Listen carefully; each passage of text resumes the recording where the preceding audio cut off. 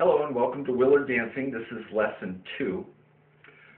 Lesson 2 is to get the beat into your feet, and it follows you either learning to find the beat in the music or you already know that. Lesson 1 was learning to find the beat, and if you've practiced that and you can feel the beat, then you're ready for this. Getting the beat into your feet is what the next set of videos is all about. For a quick explanation of getting the beat in your feet and its importance, let's think about military marching. In military marching, whether you've been in the service or not, we've seen movies and TVs enough to understand that in the military they do marching, and very often there's a drill sergeant calling out a cadence, very much like left, left, left, right, left, left, left, left, right, left.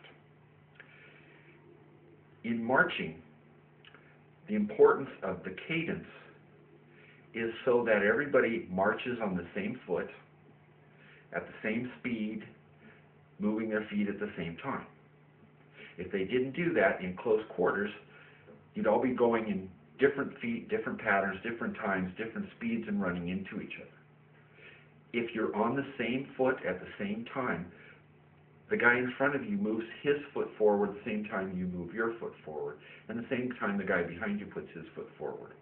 But if they're all on beat, marching to the cadence, and you're just walking without any care or thinking of the cadence, eventually you're going to be out of step.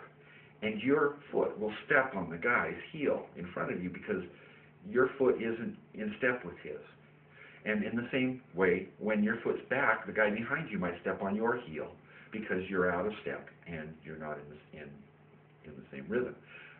When you stay in cadence, you can have a group of people in pretty close quarters marching at the same speed, following the same step, and if they're following the cadence, they can do that without stepping on each other, because when my foot goes forward, so does his.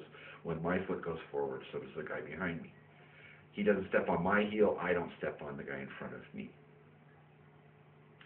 And the cadence is what gets us all on beat, on track, on step. And then, of course, the reinforcing sound of everybody stomping at the same time, of the footsteps at the same time, gives us feedback for when our feet are doing the right thing and we are in cadence, we're in step. So in the military, you can see how cadence is the reference point that all this group of people use to stay on step. Well, in music and in dance, the idea is pretty much the same.